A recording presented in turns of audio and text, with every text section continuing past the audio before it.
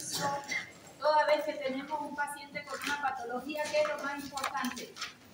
Recordar fisiología, ver qué cambios alterados, y sobre eso recién voy a organizar en mi cabeza mi objetivo terapéutico. ¿Qué es lo más importante?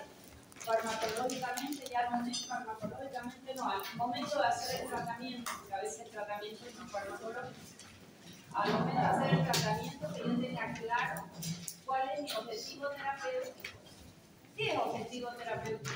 ¿Qué es lo que yo quiero lograr? Entonces nunca voy a poner un fármaco sin saber por qué lo estoy poniendo. Si yo tengo baja contractilidad, ¿qué objetivo tengo? Aumentar la contractilidad. Si yo tengo que se elevó la presión como mecanismo compensatorio, ¿cuál es mi objetivo? Bloquear un mecanismo compensatorio. ¿De acuerdo? Al marcar un objetivo terapéutico, yo debo conocer fisiología, fisiopatología y alteraciones bioquímicas. Si no, vamos a hacer un tratamiento sintomático. Para este síntoma, un fármaco, y así no vamos a llegar para ningún lado con los pacientes, ¿ya? Bueno, fisiopatología nos va a explicar un poquito Rolando.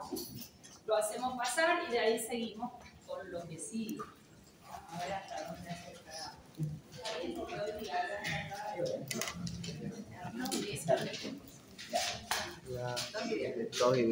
Buenas tardes, compañeros, buenas tardes, doctora. Voy a explicar un poco sobre lo que es la insuficiencia cardíaca, su fisiopatología de la insuficiencia cardíaca. Para esto, yo creo que ya están pasando por esos temas de fisiopatología con los doctores, ¿no? Y ya más o menos me van a entender aquí, ¿no?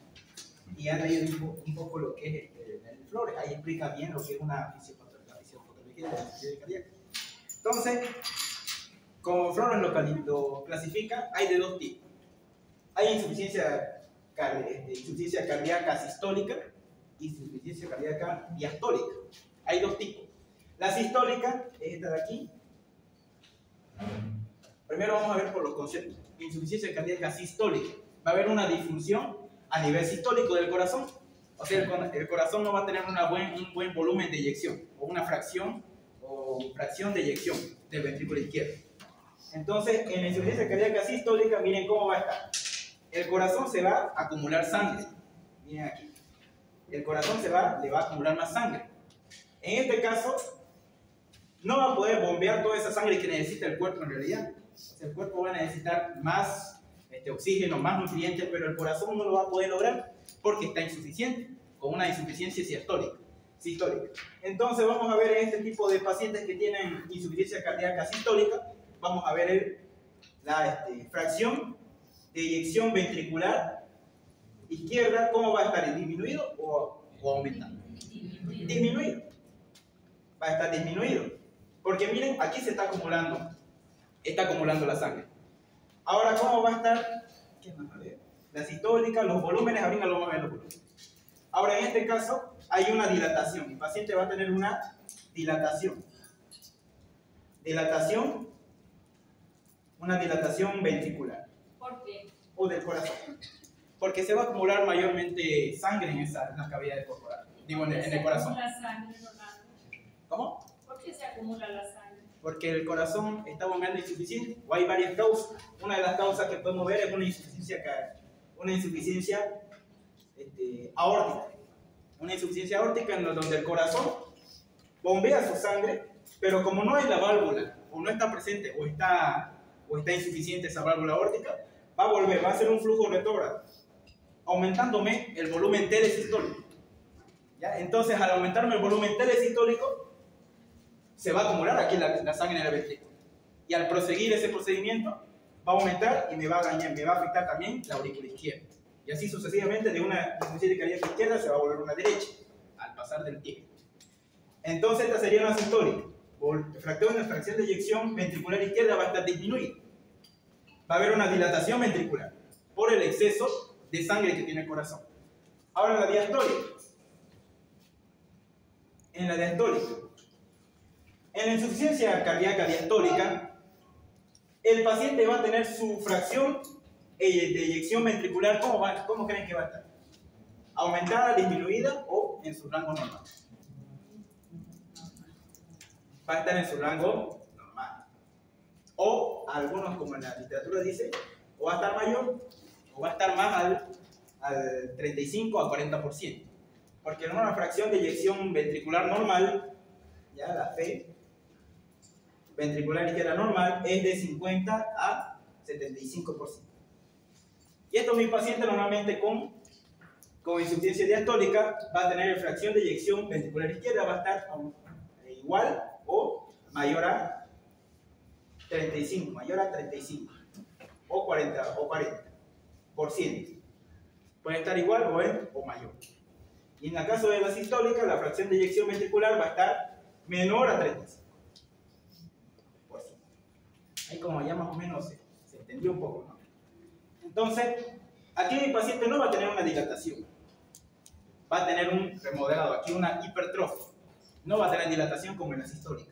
En la sistólica tenía una dilatación. Y en el caso de la diastólica va a haber una hipertrofia del ventrículo. Entonces aquí va a haber una hipertrofia, sin dilatación. No va a haber dilatación. ¿Listo?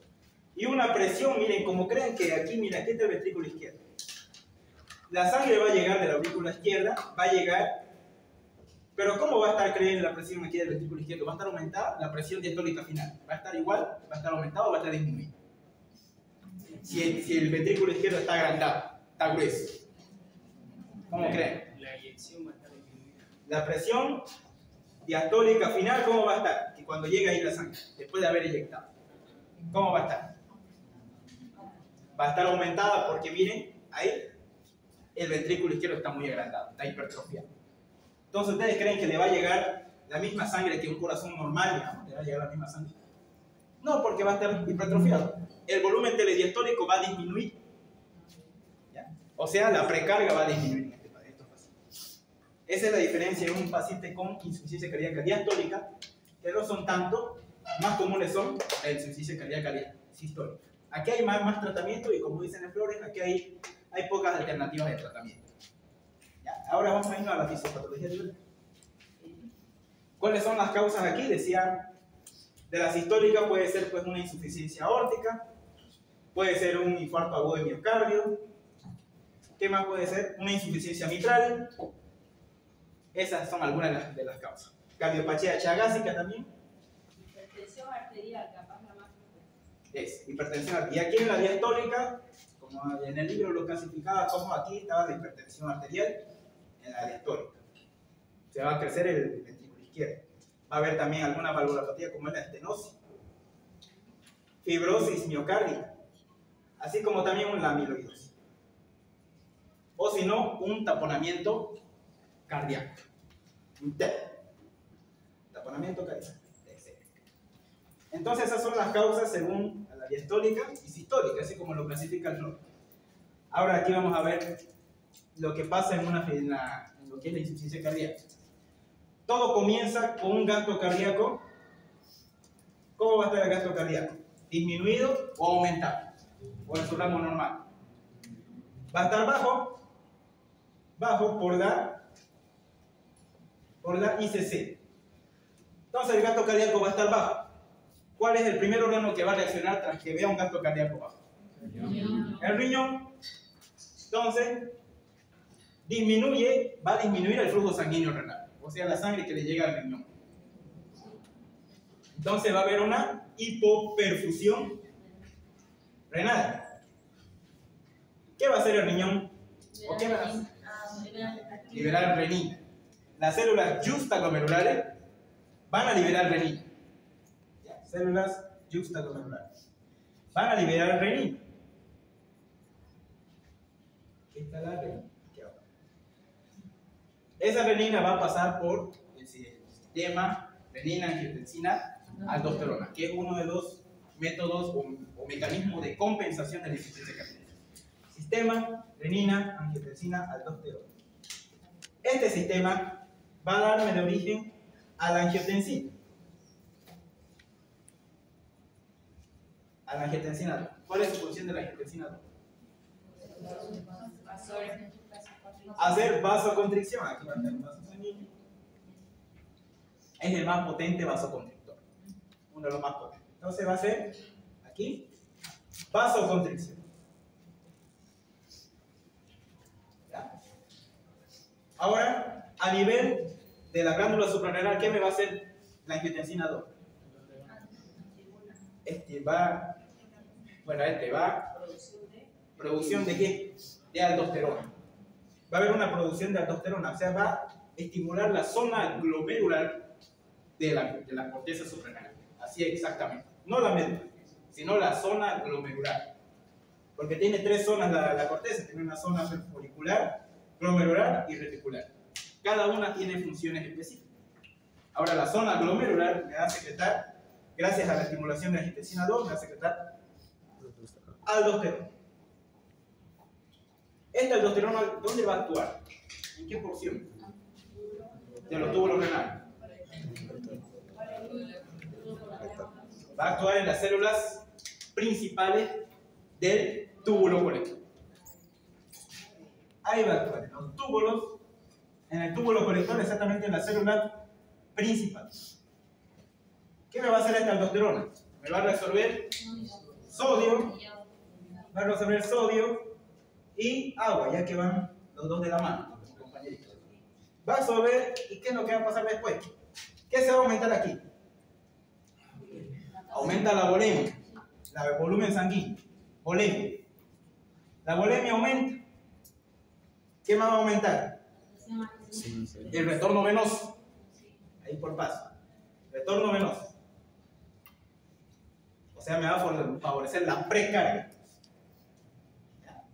La precarga es la capacidad que tiene el corazón de poder llenarse de sangre, de poder emitir sangre. Entonces el retorno venoso va a aumentar y va a favorecer la precarga del corazón. ¿Ya? Entonces, favorece la precarga y se inicia lo que es el mecanismo de Frank-Starr, que es otro método en medio de compensación de la insuficiencia cardíaca. Mecanismo de Frank-Starr.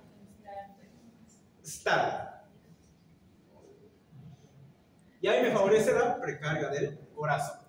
Junto aquí, después al último, ahorita vamos a ver eso. Ahora miren, vamos a volver en esta parte. Y hubo una hipoperfusión renal. Ahora va a haber quiénes se van a estimular, quiénes van a detectar la presión a nivel de los vasoreceptores, el nervio de Henry y de Sion. ¿Ya? Los vasoreceptores aórticos,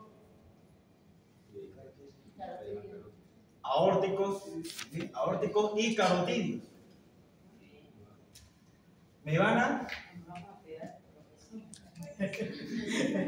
Entonces, los vasoreceptores aórticos y carotídeos van a enviar señales porque hay poca presión llegando a las carótidas y a la aorta.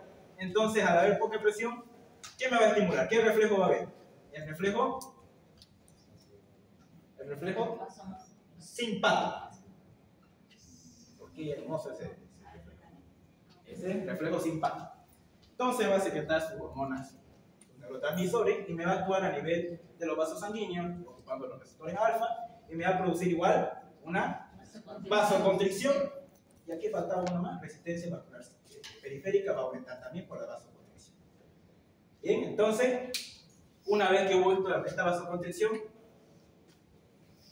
¿qué me va a ayudar en el corazón? ¿En la precarga o en la poscarga, la vasoconstricción y la resistencia vascular periférica? En la poscarga.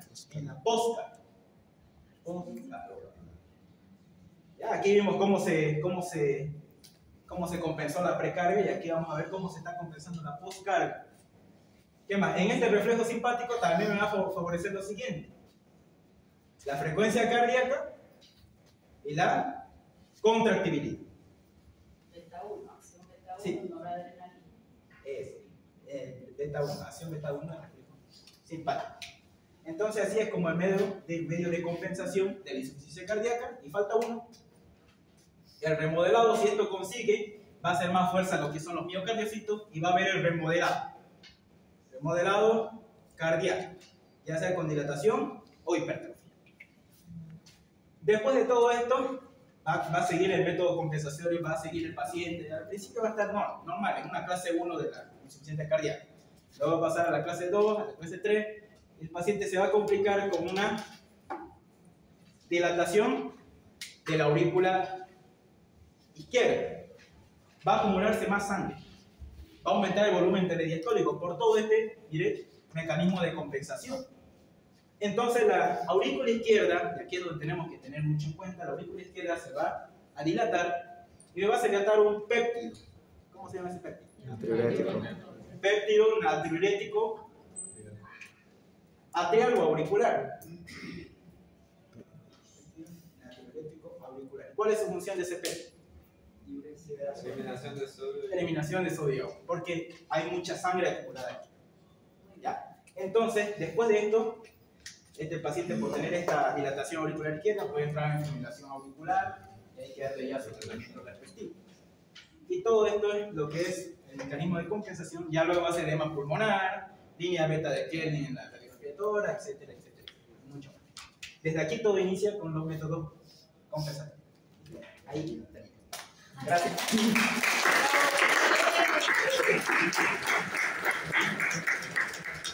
Brillante, ¿verdad?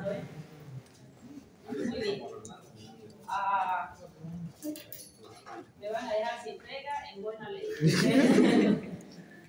Bueno, ¿qué hago con esto?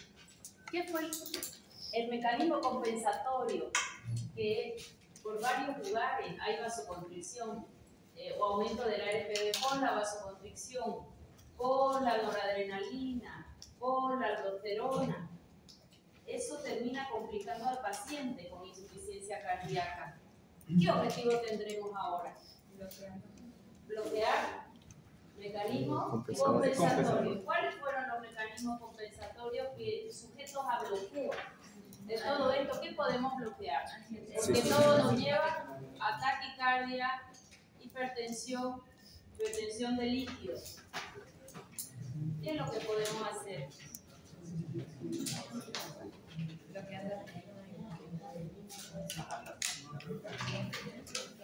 Bloquear renina, angiotensina, aldosterona. ¿Qué va a pasar con la precarga y con la postcarga si bloqueamos renina, angiotensina, aldosterona?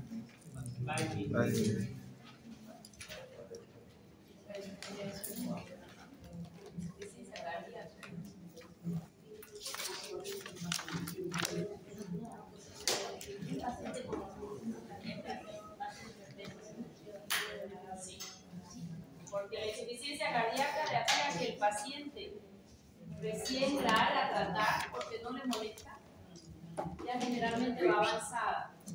O sea que ese ya llega por hipertensión y cuando el médico clínico general le diagnostica hipertensión, le dice le vamos a hacer una plaquita de tórax. ¿Y qué veo en la plaquita de tórax? Que de ahí ya te lo manda para el cardiólogo, hay que ver qué clase funcional está, para recién iniciar el tratamiento.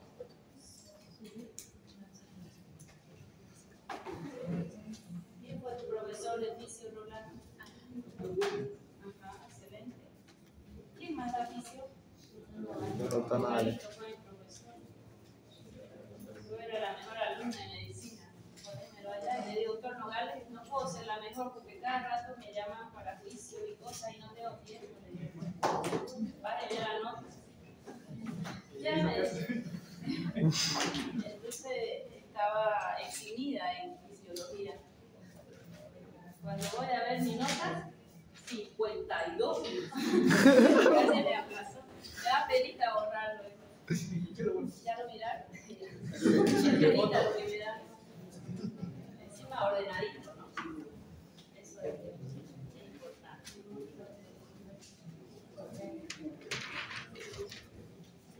Importante yo motivo que me bajó la nota, conocí después a mis compañeros de estudio, que nos llamaban a varios a las reuniones, media desagradable. Los chicos se hicieron un montón. Thank you.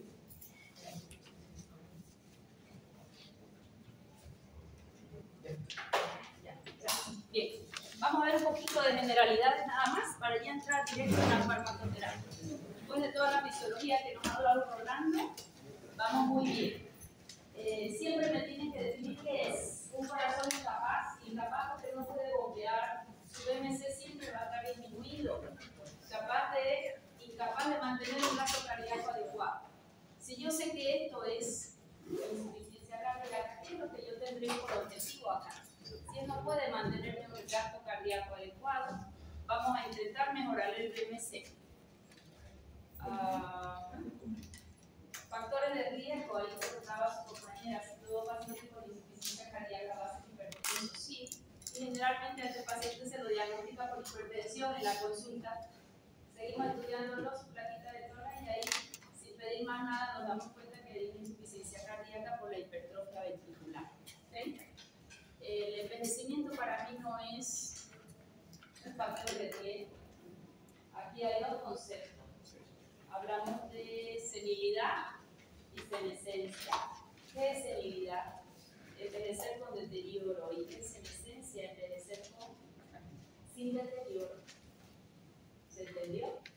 O sea que este paciente yo lo tengo que cuidar para que no entre en senilidad, sino en senescencia, que sea un envejecimiento saludable sin patología. No tienes por qué tener insuficiencia cardíaca por ser viejo. No tienes por qué ser hipertenso por ser viejo, por qué hacerte diabético por ser viejo. ¿Okay? La hipertensión lleva insuficiencia cardíaca, sí, y la insuficiencia cardíaca lleva hipertensión. ¿Por qué la diabetes será un factor de riesgo? El paciente diabético termina siendo hipertenso. ¿Por qué termina siendo hipertenso? ¿Qué hace la glucosa en sangre en elevada concentración? Ópticamente. Y el agua siempre diluye lo concentrado. El paciente hipertenso no controlado acabará siendo, el paciente diabético no controlado acabará siendo hipertenso. Siempre, siempre, siempre. ¿Por qué? Porque la glucosa que ingresa, que no sale del intravascular, es homóticamente activa. Y si hay hipertensión, puede terminar en insuficiencia cardíaca. Y bueno, la obesidad, buena para nada, ¿no? Biología voy a ir pasando un poquito. Acá en cardiopatías congénitas generalmente asociadas a las valvulopatías, ¿ya? Las valvulopatías lamentablemente terminan en insuficiencia cardíaca, a veces a muy corta edad, cuando son congénitas. Bien. ¿Qué me puede desencadenar? Esto también del exceso físico en ejercicio. Fíjense ustedes que ven de pronto alguna atleta que estaba en medio partido, hablamos de gente de alto rendimiento, de caído por un infarto, ¿verdad? Entonces, un atleta de alto rendimiento suele tener hipertrofia cardíaca y puede acabar en insuficiencia cardíaca. Bien, las endocarditis infecciosas, eso también lo vemos mucho en terapia intensiva. El paciente no es insuficiente cardíaco, hace la endocarditis, generalmente toma alguna de las válvulas, insuficiencia valvular y nos va a entrar en insuficiencia cardíaca. Bueno, entre otras etiologías habrán fármacos, la quimioterapia también, algunos inotrópicos negativos, mecanismos que se ponen en marcha. Hablamos de los simpáticos. ¿Quién es un neurotransmisor? Noradrenalina. ¿Sobre qué receptores es capaz de actuar? Beta 1 y alfa. Listo, ya sabemos que va a ser taquicardia y hipertensión. Fibración de renina ya lo vimos. Este metabolismo anaerobio celular nos hace formación de que en el metabolismo anaerobio el oxígeno baja hasta lactato, ¿okay? Y el lactato es altamente tóxico para el músculo. Va a haber la hipertrofia cardíaca, la dilatación y los ajustes neurohumorales. Ya más o menos hemos visto también, ya lo voy a ir pasando. ¿Ya? Me encanta avanzar así. En ajustes neurohumorales se va a activar esto, faltó un poquito la prostaglandina. ¿Ya? Las prostaglandinas son mediadores de inflamación. Prostaglandinas tengo de la línea 1, de la línea 2 y de la línea 3. ¿Ya? Generalmente todo lo que es de línea 2, ya sea E, ya sea I, son inflamatorios. Eso se lo meten en su cabeza. No todas las prostaglandinas son inflamatorias. Prostaglandinas de la línea 2 son inflamatorias. PG1 y PG3 son antiinflamatorias. ¿Quién es donador de PG1 y PG3? Omega 3. Es por eso que omega 3, esa es la fracción antiinflamatoria, es el ácido eicosano pentanoico. Toda vez que ustedes ven un omega 3, tengo fracción EPA y fracción DHA. La fracción EPA es un donador de PG1 y prostaglandinas de la línea 3, mientras que el DHA es más reparador, principalmente neuronal, por eso que usamos mucho en niños para estimular el crecimiento neuronal o su nutrición neuronal. Sistema de la cinina, acá nombró también Rolando el péptido natriurético auricular, el aumento de 2,3 difosfoglicerol. ¿Dónde está este? ¿Y para qué sirve? Está en el hematíe. En el hematíe. Aumentan las concentraciones cuando hay acidosis y hace que libere el oxígeno de la hemoglobina y retenga el exceso de hidrogeniones. Ok, va a ser un sistema buffer. Sí. Muy bien. Disminuye el factor endotelial, disminuye el óxido nítrico. ¿Y el óxido nítrico era protector o no? Sí. ¿Y quién hace que él no vire para un óxido nítrico para formar peroxinitrito, que ya es un radical libre? ¿Quién le dona sus electrones al óxido nítrico?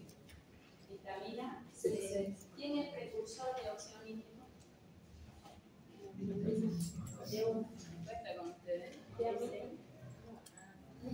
L-arginina, L-citrulina, gracias.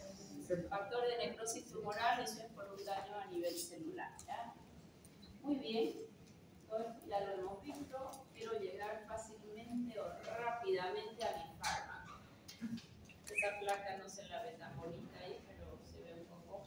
¿Qué veo acá? Silueta cardíaca con un prominente.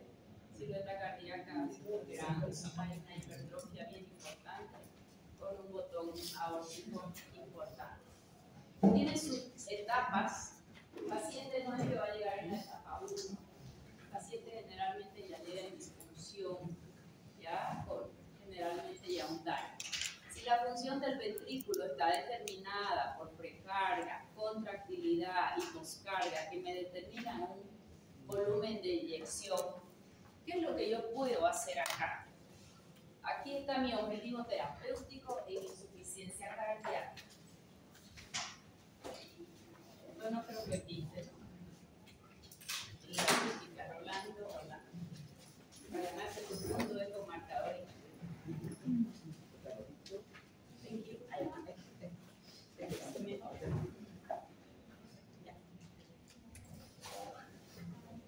Volumen minuto cardíaco está disminuido. ¿Quién determina mi volumen minuto cardíaco? Precarga, poscarga, contractilidad, todo ello me determina el volumen de eyección.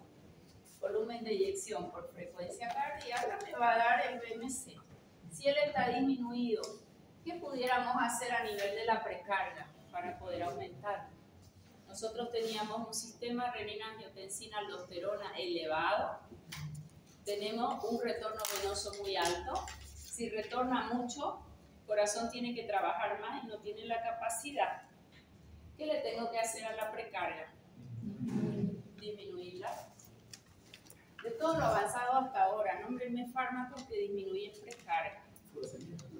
Furosemida. Ya la furosemida no la voy a usar en primera instancia, a no ser que tenga una ICC, que esté entrando en ICC. Pero para una vida cotidiana, en lugar de furosemida, ¿qué voy a usar? Diurético de eficacia intermedia. Hidroclorotiazida. ¿Más que voy a cuidar de la hidroclorotiazida? ¿Cuáles eran sus ramos importantes?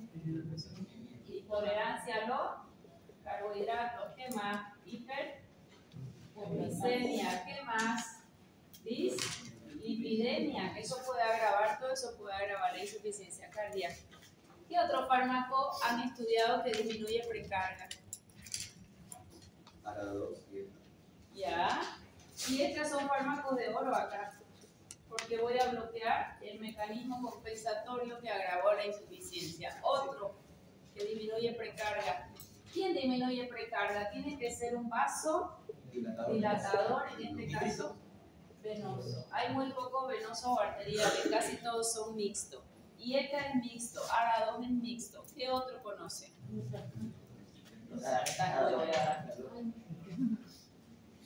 Arroyo está llegando tarde por tercera vez. ¿Ah? ¿Le damos? Agonista alfa 2 o antagonista. Beta bloqueante. Alfa 2, pensé, alfa 1. Ya, una agonista alfa 2 pudiera ser. Quiero que me nombren todo. ¿Qué más? Para ver el abanico de probabilidades y con cuál elegimos. Siempre tienes que tener un abanico de probabilidades en tu cabeza. Y los beta bloqueantes no son vasodilatadores. Y encima este paciente está taquicárdico, ¿o no? Pero, ¿qué va a pasar si bloquea el beta 1 para bajar la taquicardia? ¿Qué va a pasar con la contractilidad? Ok, por eso quiero anotar todo, a ver con qué me quedo. Beta bloqueante. Que también pueden hacer broncoconstricción, ¿verdad? Y si él intenta entrar a ICC, no me va a servir. Okay.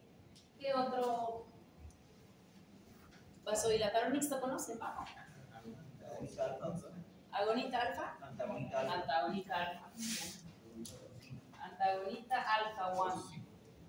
Hasta ahí hemos avanzado. Fíjense ustedes, tienen toda esta gama. ¿Por qué? Vasodilatadores mixtos, ninguno es solo venoso y va a disminuir precarga. ¿Con qué me quedo de todo esto? ¿Y por qué? Con esto, porque esto es lo que activó esta cascada, estoy seguro que se activa. ¿Habrá pacientes que yo dé un IECA o un ARA2 y no le baje la presión? Sí. Aunque le dé la dosis máxima, sí, porque la hipertensión no depende de la renina. Pero en insuficiencia cardíaca, ¿depende o no? Sí. Porque el mecanismo compensatorio, el más rápido es el simpático, ese es rápido. Y luego de medianito plazo, renina, angiotensina, aldosterona. Entonces me quedo con esto. Si hay tendencia a entrar a una ICC, ¿los puedo combinar estos dos? Sí. ¿Sí o no? Sí, señor. Lo puedo combinar. Y le aumento un ahorrador de potasio porque esto pierde mucho sodio y potasio. Sí. Se aplazaron porque los IECA ahorran potasio.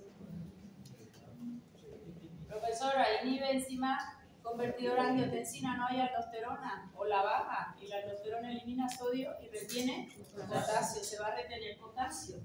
Principal RAM de los IECA y de los ARA2 se llama hiper. Ya, esto que he preguntado ahorita lo hacen con frecuencia.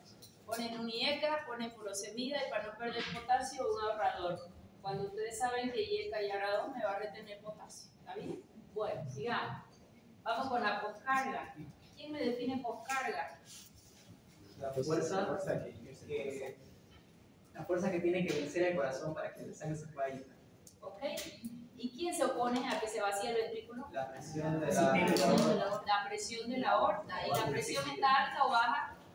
Y si está alta, ¿tiene que hacer más fuerza o menos fuerza para llegar? Ya, entonces yo tengo que vasodilatar arterias.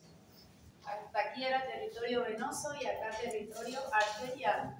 O sea que la poscarga la tengo que aumentar o disminuir. Debo disminuir. ¿Y quién lo va a hacer? Un vasodilatador arterial. Tenemos muy poco. Hidralacina es uno de ellos, no lo vamos a usar. Todos son mixtos, los mismos de allá. Entonces, una furosemida, un IECA o un ARA2 va a disminuir poscarga. ¿Por qué?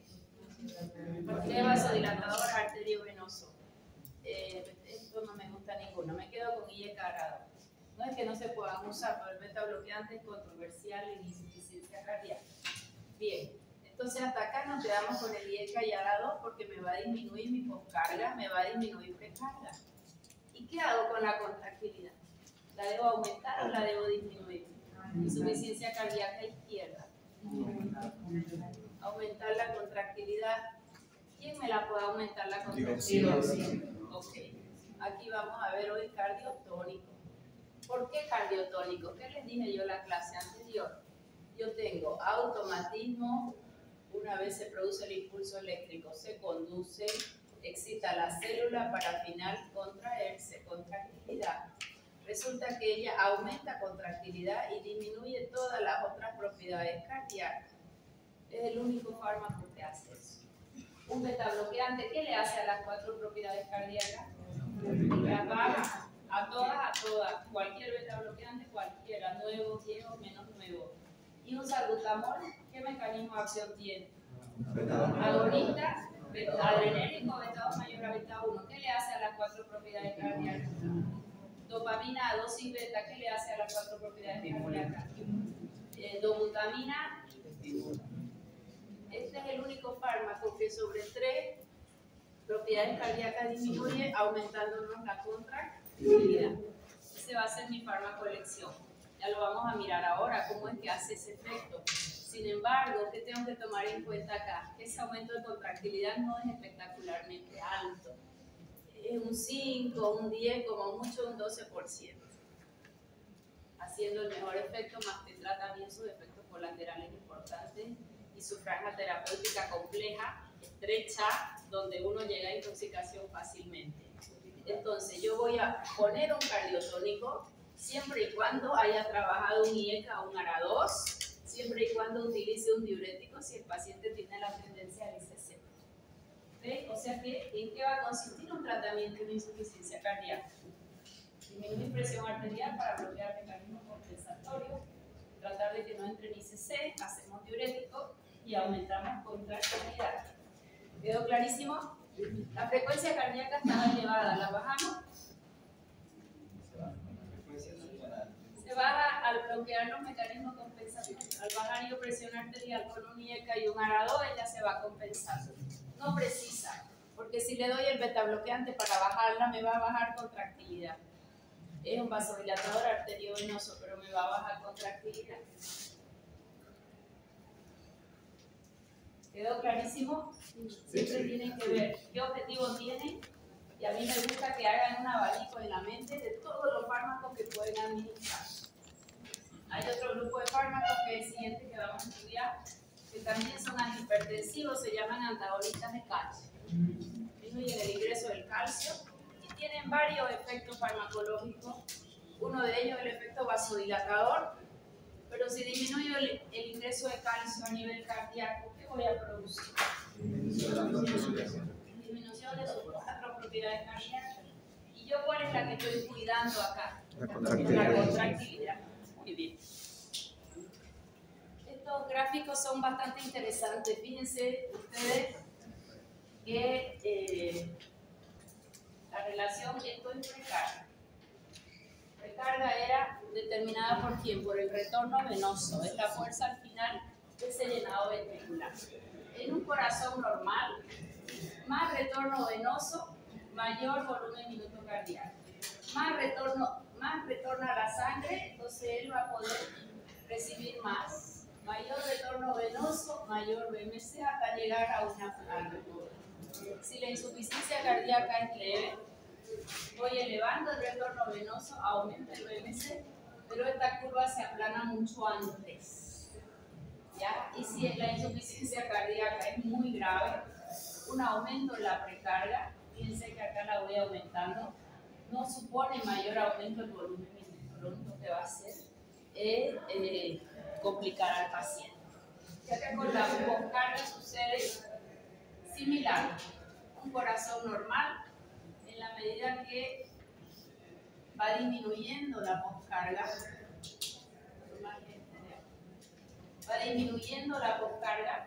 siempre él va a tener un mejor BMC. ¿Por qué? Porque va a tener menor presión para él poder oponerse al vaciamiento del ventrículo. Un dolor de garganta hoy mortal. Esto nada más para que lo lean, cómo yo tengo que hacer acá en una insuficiencia cardíaca. Puedo aumentar la precarga para mejorar un BMC, que es lo que ocurre en un corazón normal, ¿no? En un corazón normal, a mayor precarga, mayor riesgo que llega a circulación cardíaca, y él va a tener un mejor volumen cardíaco. En la insuficiencia cardíaca no. Ese es el mecanismo más bien compensatorio que él utilizó para agravar al paciente. Si ustedes de pronto ahora me hacen una deshidratación, vómito, diarrea, llegó el paciente, ¿tengo que aumentar la precarga o disminuirla? Aumentarla, y voy a meter volumen, y a mayor precarga, mayor BMC, y el paciente va a ir saliendo del shock. En cuadro clínico, bueno, ya saben cómo va a estar el paciente con insuficiencia cardíaca, su disnea, ese paciente termina acostadito, con una almohada, después con 2 almohadas, después con 3, después sentado, después con las piernitas colgando, una tos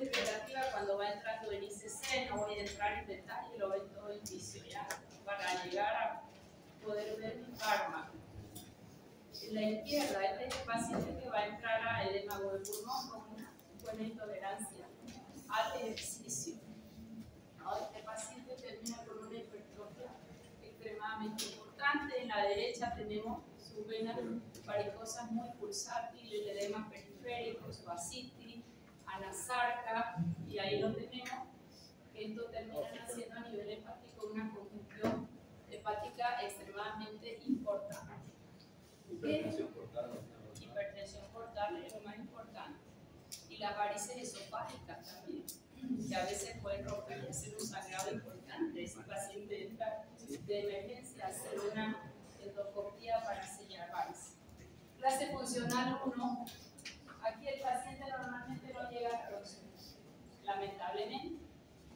Su actividad habitual sin síntomas, levantarse, estar en la casa, pegar su jardín, venir, ir al banco, cobrar su dinero.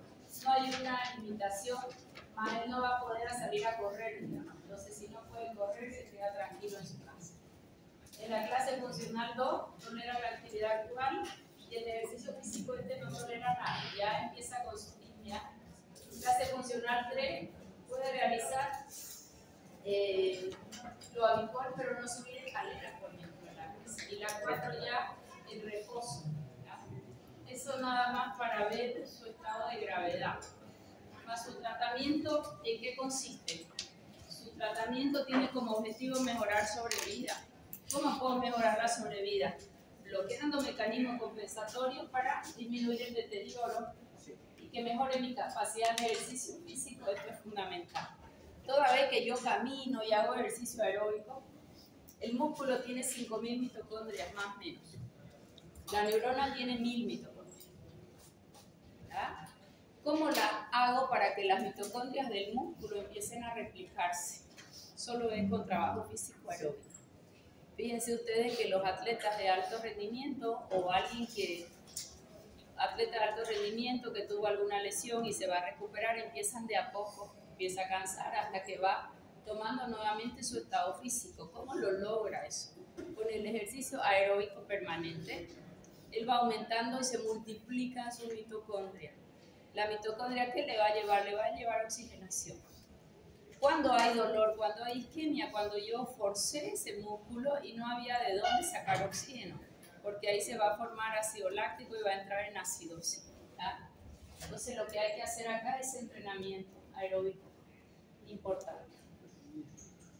El tratamiento, este es bonito, esto todo de el descanso, que no me encanta, pero bueno, el descanso. El uso de los diuréticos, habrá que ver si es un diurético de asa o un tiacídico. Si hay tendencia a entrar en eso, hace diurético tiacídico. Y estos ya son vasodilatadores. Y acá ya hemos hablado de él, y los parados se llevan la flor. Hidralacina, ya lo vamos a revisar, es un diurético de territorio arterial de preferencia, mas no lo utilizamos mucho a no ser que haya mucha congestión. Hidralacina la usamos mucho en que se llama a nivel materno cuando hay hipertensión, pero no hipertensión, cuando ya hay la paciente entra en, ¿cómo se llama la hipertensión del embarazo? En eclampsia, en preeclampsia y en eclampsia. Inotrópico positivo, hemos estudiado dopamina. El problema de la dopamina es que va a ser inotrópico, pero me va a aumentar frecuencia cardíaca, conductibilidad y excitabilidad. Dobutamina igual, me quedo con digoxina. O sea que todo esto está casi avanzado y me quedo con digoxina. Nitratos y nitritos vamos a ver en angina de pecho y la hidralacina la vamos a ver en hipertensión del embarazo. Toda vez que hay insuficiencia cardíaca va a tender a haber una arritmia, ya lo vamos a ver en una arritmia y este paciente deberá coagularse. Siempre los protocolos hablan de warfarina como anticoagulante, hoy en día tenemos unos superiores o menos ramos. Warfarina no inhibe factores de la coagulación a nivel hepático, no 7 por 10. Más hoy tenemos Rivaroxaban con mejor performance de seguridad. Y ECA, si hay congestión pulmonar, nitratos y nitritos a baja dosis son vasodilatadores venosos. Si yo voy aumentando dosis, también toman vasodilatación arterial y se convierte en MIS. Ya lo estoy adelantando algo muscular. Su nombre lo dice. ¿Qué mecanismo voy a tener? Ellos liberan óxido nítrico. ¿Qué pasa si yo libero óxido nítrico? Vasodilatación. A baja dosis, venodilatación. Voy aumentando dosis, además arteriodilatación y se vuelve en mixto. Pero no es puro, ni venodilatador ni arteriodilatador. Dioxina, que la miramos ahora. Dieta baja en sodio, ¿por qué? Por la hipertensión. Furosemida con amilorida, siempre y cuando no lo combine con el hierro. El tratamiento no farmacológico, le bajamos el sodio. ¿Me conviene tener sobrepeso? En ninguna patología. Hoy está de moda. En Caja Petrolera les ha llegado un buen equipo para hacer bariátrica. Entonces está de moda engordar a los pacientes para que entren a cirugía bariátrica y evitar que sean diabéticos y corregir el colesterol. El otro día uno de los cirujanos o los proctólogos que llega a mi consulta que cuando él hacía su residencia yo era farmacóloga y era nacional, o sea que lo conocí en su formación. Tipo joven, era bien retaporcito, ahora está un poco musculoso y entregado al ejercicio. Y mi horario que no tiene, pues se levanta a 5 de la mañana y ese gimnasio abre a 5:30. Entonces empezó un poquito a meterse en esto del ejercicio. Y le digo, bueno, ¿cómo estás en tiempo para tratar de acomodar las actividades? Y me dice, yo creo que voy a dejar esto, doctora. ¿Por qué? Porque me están exigiendo hacer bariátrica. ¿Cómo voy a hacer bariátrica, doctora, a un paciente que tiene que mejorar su comida, que tiene que hacer ejercicio, que le voy a trastocar su vida, que no va a poder comer normal, que no va a ser feliz en su vida aunque esté flaco? Ese era su cuestionamiento. Entonces estaba dejando un trabajo que le estaban obligando a hacer bariátrica. Para hacer, ya tenía 2 trabajos, entonces uno ya lo está dejando, pero esa es la tendencia. Ahora estamos engordando los pacientes para hacer cirugía bariátrica. Ustedes no saben la vida de un bariátrico, yo porque lo recibo. Y cuando lo subimos a la balanza de bioimpedancia para medir masa corporal, músculos, agua, retención de líquido, grasa, la grasa va bajando y el músculo, eso nunca lo había visto en mi máquina, en rojo, y de rojo deja un espacio así y un semáforo al lado derecho. O sea, no está en verde el músculo, que haya músculo, amarillo es poco músculo, y rojo es que no hay músculo, pero entonces cae más allá del rojo. Entonces bariátrico al final termina comiéndose todas sus proteínas, termina siendo trastorno psiquiátrico muchas veces. Y es un paciente que nunca más va a poder ni comer normal, ni comer cualquier cosa, ni en cualquier horario. Más otro, el hambre la tienen emocional en la cabeza. No es un hambre que mi estómago me pide comer, porque el estómago ya ni tiene, es una cosa tan pequeña que cuando comen ellos devuelven. Sabe que va a comer un poquito más y va a devolver y me van buscando campo hasta que muchos consiguen nuevamente engordarse. ¿Ves? O sea, trastocada la vida. Por eso es que yo cuando veo por ahí bajo ejercicio y tal, hay que mirarlo con calma. O obesidad. La obesidad hay que tratarla como una patología, pero no una patología donde te operen tu estómago, no te dejen comer y tu hambre mental se quedó ahí intacta. Tampoco es cuestión de psicología, es cuestión de ir trabajando neurotransmisores, ir trabajando saciedad. ¿Por qué es tan joya que se coloca todo el mundo que está de moda o se sigue el nombre comercial más usual, es una semana mentira? Da tanto resultado porque se coloca el paciente y ¿saben qué hace ella? Uno tiene una incretina en el intestino. Esa incretina la tengo cuando mi intestino es saludable y yo no tengo sobrepeso ni resistencia a insulina.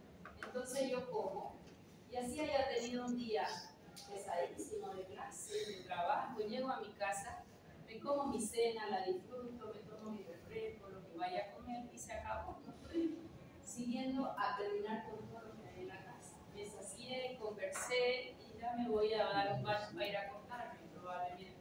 ¿Por qué? Porque liberó la incretina, mi intestino, cuando llegó la comida.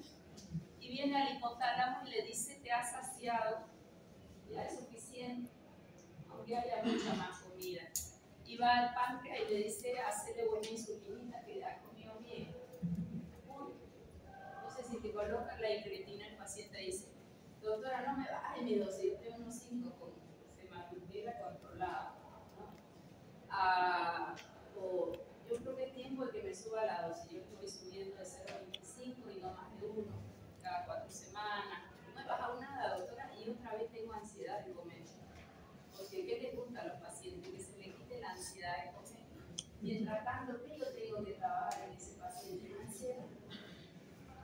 Porque no lo voy a dejar con semaglutida toda su vida. Y ya que va bajando, lo subo a la máquina y no hay músculo. ¿Qué le toca hacer? Ejercicio físico. Y el que entró a hacer ejercicio físico y libera dopamina y se siente bien, no lo va a dejar nunca. Ese es el adecuado tratamiento. O sea que para algunos sí nos ayuda este tipo de incretinas. No es que le voy a dejar siempre. Y si ha usado incretina, tu paciente está hermoso, se siente adulto, pero no lo acostumbraste a hacer ejercicio físico, no ganó gasa muscular, ¿qué va a hacer? No lo va a soltar nunca. No le controlaste ansiedad. Por eso siempre el objetivo es importante. Esa medición diaria de peso en estos pacientes es importante, porque rápidamente estos pacientes tienden a encharcarse y la retención de líquido es alta. Es una insuficiencia cardíaca ya como muy avanzada. La vacuna contra influenza, el neumococo, son recomendadas porque el vaso va a estar siempre congestionado. Y la actividad física para mí es importante, pero la mayoría te dice siéntese y no haga mucho en su casa. Bien. Los IECA, ya sabemos de los IECA, no voy a entrar en detalle, los diuréticos ya lo hemos avanzado, tiacida, deasa, ok, ahora el potasio no siempre. El plerenona se la di, ¿verdad?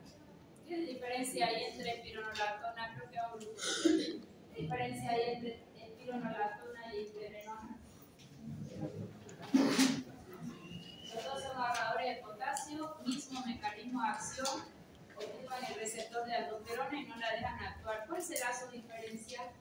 ¿Quién recuerda cómo era la estructura química de la espironolactona? La estructura química tenía el ciclopentano, peridrofenantreno. ¿Qué efecto adverso tenía? ¿Tiene coma? ¿Por qué? Facilita la aromatización. Tiene comando. Testosterona y aumenta la producción de estrógeno. Ya, testosterona pasa a estrógeno rapidito, fenómeno llamado aromatización. Y el estrógeno que se formó, subió transformación lenta, entonces el estrógeno sube.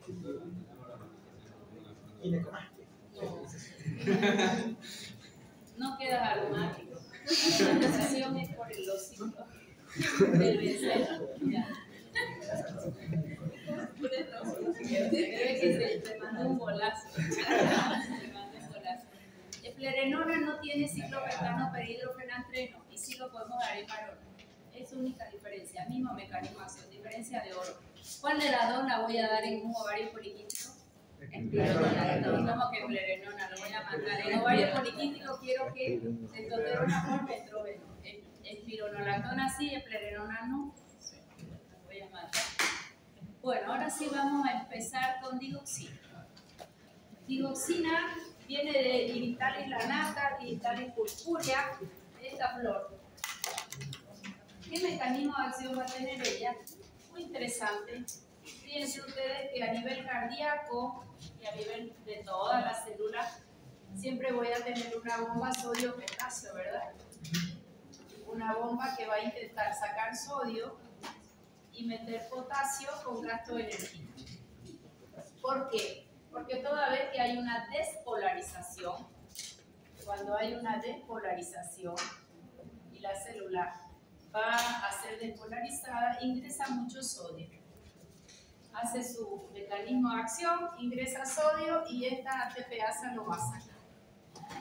¿Qué va a pasar en este tejido célula cardíaca si yo bloqueo la ATPasa sodio-potasio? ¿Quién se queda adentro? Sodio.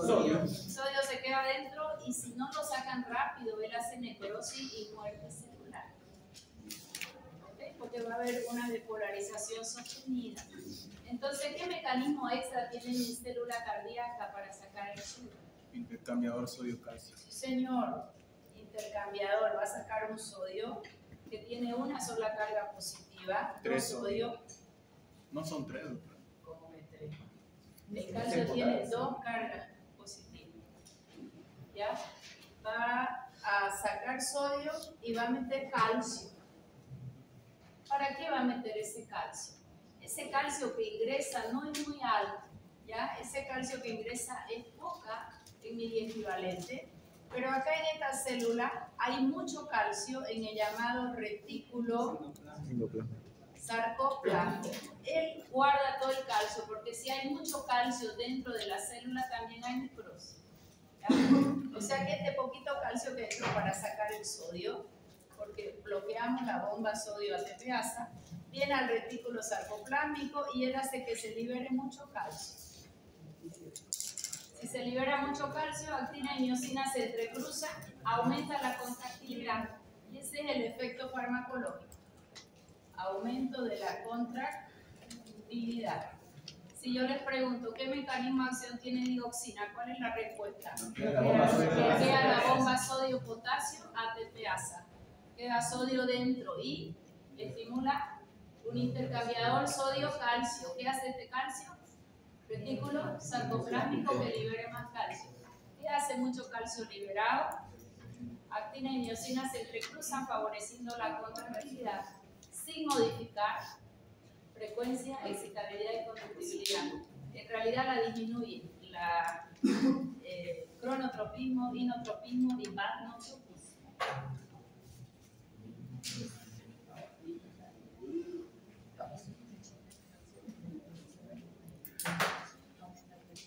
Inotrópico positivo y todas las otras propiedades cardíacas las va a disminuir.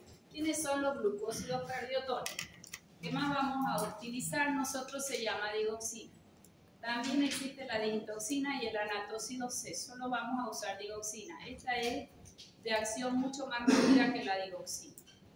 Estimulantes beta de rescate si la insuficiencia cardíaca es muy importante, siempre y cuando después le controlemos frecuencia cardíaca. Y los inhibidores de la fosfodiesterasa no tuvieron gran éxito, pero los podemos utilizar. Santina, por ejemplo, puede elevar frecuencia cardíaca y no fueron tan efectivos, ya lo vamos a ir mirando. ¿Quién es el inotrópico ideal? Que mejore el gasto cardíaco, que no haga taquiarritmias ni arritmias. Este lo que va a hacer más bien es disminuir el ritmo cardíaco.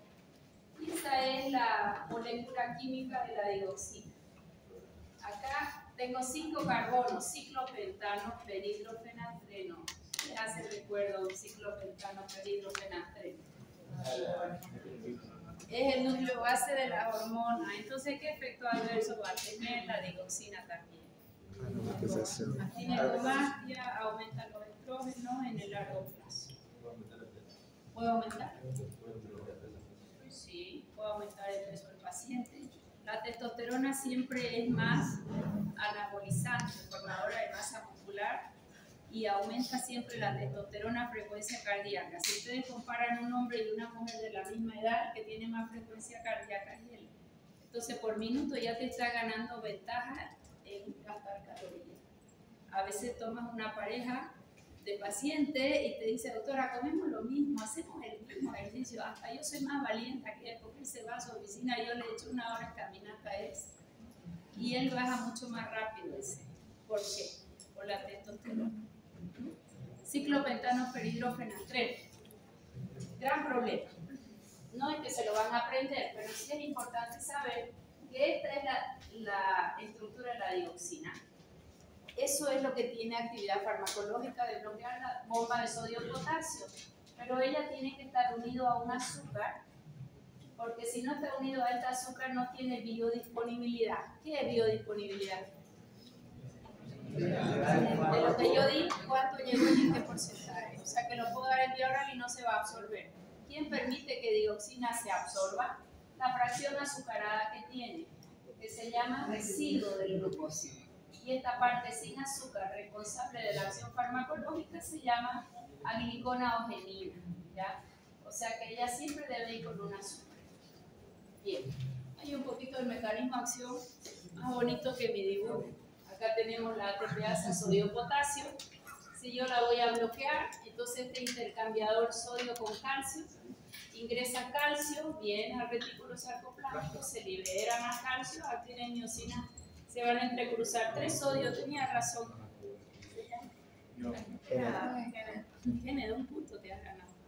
3 sodios, dijo, me quedé ahí. Lo voy a revisar, creo que sí. 3 sodios por un calcio, que no tiene relación con su carga, ¿no? Generalmente todo tiene relación con su carga. Está muy bien, miren. Ya, entran 3 sodios fuera de la célula para que ingrese un calcio. Bien, entonces mecanismo de acción ya lo tenemos. Efecto farmacológico, ¿cuál es de la digoxina? Aumentar la contractilidad es más importante. ¿100% aumenta la contractilidad? No, lo hace 5, 10 como mucho, 12, 15, así no lo dice. Y las otras propiedades cardíacas, ¿qué va a pasar? Las inhibe a todas. Las inhibe a todas. Mínimo, no es que va a ser una bradicardia extrema, pero sí. Cuando hay intoxicación, sí. ¿Por qué digo intoxicación? Porque digoxina tiene franja terapéutica estrecha. ¿Qué significa franja terapéutica estrecha? Entre la dosis mínima y efectiva y la máxima tolerada hay nada de espacio. El paciente rápidamente se intoxica. ¿Por qué? ¿Qué pasa si yo le digo que la digoxina tiene un modelo de distribución farmacocinético tricompartimental? Que se acumula. Que se acumula. A ver, vamos pensando. Ella se acumula en el hígado, se acumula en el corazón y en el músculo principalmente. Y si ella se acumula, ¿me cuesta llegar a su dosis efectiva o no? No. ¿No? Yo le voy a poner en vena porque primero vamos a hacer lo que se llama una dosis de impregnación o de saturación. ¿Por qué? Porque toda la digoxina que yo ponga en ampolla se va a guardar y tiene que saturar todos los depósitos donde tiene afinidad. ¿En qué depósito tiene afinidad? Corazón, en el hígado, en los músculos. Eso se llama dosis de impregnación o dosis de saturación. Si no hago eso y solo le doy el comprimido, que son 25 microgramos, 0,25 miligramos cada día, yo tengo que esperar 10 días y en el día 10 recién llené todos los depósitos y voy a tener en sangre la concentración para hacerme ese mecanismo de acción. A ver, vamos de nuevo. Fíjense los conceptos. Digoxina tiene un volumen de distribución tricompartimental. ¿Qué significaba? Se acumula. Cuando un fármaco se acumula, vos le das al paciente, desaparece de sangre hasta que llene todos los lugares donde tiene afinidad. Si no están llenos en sangre no queda nada. Primero se llena todo. Una vez se saturó, ya yo no puedo guardar fármacos. Recién en sangre voy a tener un valor estable. Entonces, si yo quiero un efecto rápido, voy a hacer una dosis de impregnación o de saturación, que son dosis altas, generalmente endovenosa. Saturo todo y recién ya puedo darle en vía oral la dosis usual. ¿Y qué va a pasar cuando ese paciente deje de tomar la medicación? Se acaba hasta que el depósito que tiene. Va a demorar. Ya no tome más, señora, se ha intoxicado. Se intoxicó nuestra paciente. ¿Cómo sé que se intoxica? ¿Cuáles son los signos de intoxicación? Mareo, alucinaciones, delirio, vómito en escopeta, alteraciones en la marcha. El paciente está de lo mejor. Cuando te tomas unos tragos te sientas en el baño y vomitas, ¿no ves?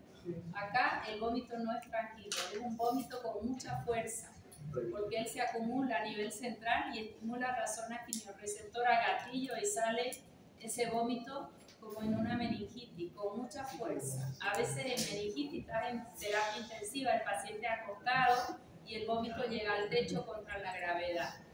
Es un vómito explosivo, ¿ya? Es un vómito característico de una estimulación de la zona quimiorreceptora, no es cualquier vómito. Eso hay que saber, silencio, hay que saber distinguirlo, ¿ok? vómito en escopeta, y se levanta el paciente, generalmente son los abuelos en la casa, y empieza a caminar como borrachito. O se levanta y empieza con alucinaciones y delirio. Apúrense que nos están atacando, ya yo los vi, están escondidos.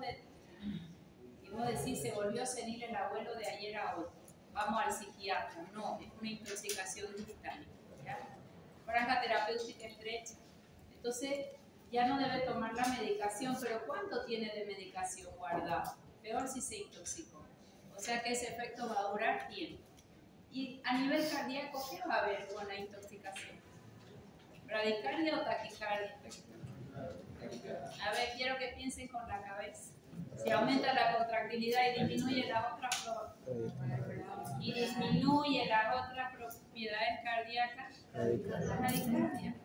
Ese paciente va a tener bradicardia, ese paciente tiene alteraciones en la marcha, ese paciente tiene alteraciones electrocardiográficas, alteraciones en la conducción, hace arritmia y puede hacer una parada cardíaca, porque es depresor en corazón, excepto en la contractilidad. Bien, ahora sí, comprimido de 0,25 miligramos o 250 microgramos. Normalmente usamos mucho en tercera edad, a veces no pueden tomar los comprimidos, lo tomamos en gotas. Un ml, ¿cuántas gotas tiene? 20 gotas, están en 0,75 miligramos. Eso es más fácil a veces de dosificar.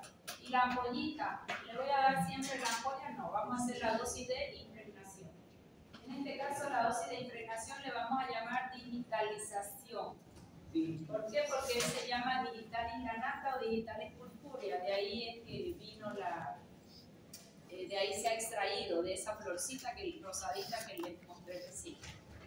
¿Qué es una digitalización rápida? Que voy a hacer una dosis de carga. Si la voy a hacer en vía oral, porque el paciente no está crítico ni está en el hospital, y un comprimido tiene 250 microgramos. ¿Cuántos comprimidos le tengo que dar para hacer 150? 3 a 6 en 24 horas. Normalmente le damos cada 4 horas un comprimido. Eso se llama dosis de impregnación. Voy a saturar todo su depósito. Estas concentraciones, si lo voy a hacer en vía oral, más o menos en 7 días recién voy a lograr un nivel plasmático estable. Una vez que ya lo digitalicé, ya impregné todo su depósito, recién va a tomar ya un comprimido por día, generalmente uno, acá ese medio. En otros países, un fármaco de franja terapéutica estrecha como es digoxina, se hacen niveles plasmáticos en sangre cada tanto, ¿ok? Y con eso se va medicando y regulando. No son baratos. Algunos laboratorios privados acá lo hacen, pero claro, el costo no es alto y el fármaco vale nada. 50 centavos de BSK, ¿ok? Para lo que cuesta, nada, no vale nada, pero lo que sí es costoso es hacer su laboratorio para ver nivel plasmático, que es ideal, porque la dosis efectiva y la mínima y la máxima son muy cortas y el paciente se intoxica, ¿ya? Entonces, en nuestro medio, el cardiólogo le dice, va a tomar de lunes a viernes y descansa sábado y domingo. ¿Por qué? ¿Por qué lo puede hacer así? Porque tiene guardado fármaco. Y aunque no tome sábado y domingo, sabe que va a haber fármaco. ¿Ok? Y lunes vuelve a tomar. No es ideal, pero con eso se van a encontrar en nuestro medio. Claro, el comprimido vale 50 centavos y el estudio te vale como 700 pesos. Y el estudio solo te dice si la dosis está adecuada o no. Y no todos somos iguales, ¿o no? Habrá quien transforme más rápido o más lento. Yo estuve con una beca en España y había el tamaño de nuestra caja nacional, era solo el departamento de farmacocinética. Y ahí se hacía niveles plasmáticos a todo paciente con digoxina, todo paciente con aminoglucosa. Todos los fármacos de franja terapéutica estrecha, ahí se le tomaba sangre y se le hacía todo su dosaje farmacocinético para darle la dosis ideal. En todos los fármacos de franja estrecha, ¿ya? Esto es una forma de digitalización rápida en vía oral. Luego la dosis usual, lo que nosotros hacemos es la digoxina solamente, no hacemos digitoxina. Normalmente un comprimido que es 250 microgramos o 0,25 miligramos con su dosis de carga. Miren esa tabla interesante. Acá te dice que el primer día le diste el comprimido que tiene, que es 0,25 miligramos o 250 microgramos. Se le acumuló los 0,25. ¿Cuánto queda de sangre? Nada. Se secreta un poquito y queda nada. El segundo día le vuelvo a dar, algo más se acumula, el tercer día se acumula más. ¿Cuándo alcanza un nivel estable? A los 10 días. Si no hay un apuro en digitalizar rápido, se le da todos los días la dosis usual. Recién el día 10 va a tener su efecto farmacológico, porque yo di 0,25, ya no se puede acumular más y el fármaco ya empieza también a tener mayor excreción, pero es donde yo consigo el efecto farmacológico. Antes le doy, le aparece de sangre y se guarda, se guarda. Es por eso que retirado el fármaco ya lo toma el paciente y tenemos fármaco todavía hasta 30 días, si no es un poco más. En su farmacocinética, su absorción en vía oral tiene buena absorción. Acá hay algo interesante. La digoxina, ya su franja es estrecha, ya está determinado cuánto se absorbe, su biodisponibilidad ya está. Para esa biodisponibilidad ya está contemplado que hay unas bacterias en el intestino que se llaman Eubacterium lentus, biotransforman al digoxina y se llama fenómeno de primer paso intestinal, o sea que va a llegar menos. ¿Qué va a pasar en este paciente que tiene menos Eubacterium o que toma antibióticos? ¿Tiene más riesgo de intoxicarse o menos? Más. Okay, eso es importante. Es una interacción. Siempre que tu paciente tome un fármaco de franja terapéutica estrecha, la probabilidad de interacción hay que contemplarla, porque se sube un poquito de dosis y ya entra en cuadro de intoxicación, ¿ya? Semivida de eliminación 1.5 a 2 días, sin contemplar todo lo que está impregnando. Su distribución es fantástica por todos lados. ¿Dónde se acumula? En el corazón, en el cerebro, en los eritrocitos, en los músculos. ¿Atraviesa placenta? Sí. Metabolismo intenso. La eliminación es la usual. ¿Sufre reabsorción tubular? ¿Qué es reabsorción tubular? Vuelve a circulación. Encima vuelve a circulación sistémica. Cuando ya se está eliminando, vuelve. Y eso favorece los cuadros de intoxicación. Solo vamos a ver digoxina, esta la podemos mencionar nada más. Esta es la acción más rápida, una biodisponibilidad mayor y su semivida es un poquito más lenta. Su biodisponibilidad 75, ya está contemplado que el 10% se lleva Eubacterium. Se une para todos estos músculos. Su semivida es lo más larga y se va por el riñón con intenso metabolismo hepático. Fíjense ustedes que esta es una gráfica para mostrarnos que yo voy alcanzando una determinada concentración en sangre. Con la primera, con la segunda, vieron que hasta el día 10 recién alcanzábamos. En la medida que se acabó la pila de esto. Doy 0,5 más efecto terapéutico. 0,5 más efecto terapéutico. Alcanzo un nanogramo por ml más efecto terapéutico. Alcanzo 1.5 más efecto terapéutico. Una vez llega a 2, no consigo más efecto terapéutico y de aquí para allá, toxicidad. Bien, ya los veo desesperados, ¿no? Toxicidad de digoxina para día jueves. La quiero por sistemas cardiovascular, respiratorio, sistema nervioso central, gastrointestinal. Voy a preguntar a cualquiera. Y si nadie lo sabe, los aplazo menos un punto a todos. ¿Y qué efecto tiene o por qué el carbono activado se utiliza para? ¿Por qué el carbono activado se utiliza en intoxicación? El carbono activado es el antídoto universal, silencio, de todo fármaco, veneno, tóxico, alimento que se haya tomado en vía oral en momentos recientes, ¿ya? Yo me puedo tomar la lavandina ahorita, ¿me puede dar carbón activado? Sí. Si el niño se tomó 10 comprimidos de digoxina del abuelo, le voy a dar carbón activado. Pero si este paciente tomó su digoxina como todos los días, no le voy a dar carbón activado, aunque entre en toxicidad. O sea, ¿me dejo entender? ¿El carbón activado qué es? El carbón activado, una vez ingresa, que normalmente ya lo usamos en polvo, no en comprimido. Él tiene mucha superficie de absorción y él absorbe hacia él todo lo que pilla en el camino. Por eso es que es el antídoto universal. Si yo me tomé lavandina, si el niño se tomó mucha aspirina, mucha digoxina, lo que pilló, le damos carbón activado, que es muy desagradable. Tenemos que poner una sonda nasogástrica y tenemos ya una solución de carbón activado negrita y por sonda se lo vamos a pasar. Las heces van a salir negras. ¿Pero qué voy a lograr? Como estoy metiendo mucha superficie de contacto, va a intentar agarrar todas las moléculas que pueda y se las va a llevar por las heces. Las heces van a salir negras, pero no es sangrado. O sea que es un antídoto universal. Acá no te va a servir si el paciente solo tomó su comprimido diario. Y en ese caso, ¿qué se utilizaría? Ahí tienes que ver los síntomas que tiene. Tiene vómito en escopeta, damos un antiemético. Tiene bradicardia, vas a aumentar frecuencia cardíaca. Vas a forzar diuresis un poco. El fármaco sufre reabsorción tubular, le vas a intentar bloquear la reabsorción y vas a esperar. Por lo menos en 10 días vas a lograr que se desintoxique, pero vas a tener que controlar la frecuencia cardíaca, presión arterial y vómito. En otros países hay anticuerpos antidigoxina. Se intoxica el paciente y rápidamente el anticuerpo lo neutraliza. Son muy caros económicamente, pero eso se hace en otros países. ¿Está?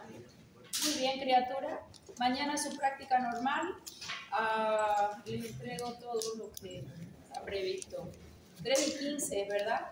3:30 voy a llegar, ¿ya? De 1 a 3 me revisan la tesis, pero voy a llegar máximo 3:30. Ustedes estén en horario. Yo me puedo demorar unos 15 minutos, lo que demore de la plaza, que allá me atienden, hasta aquí.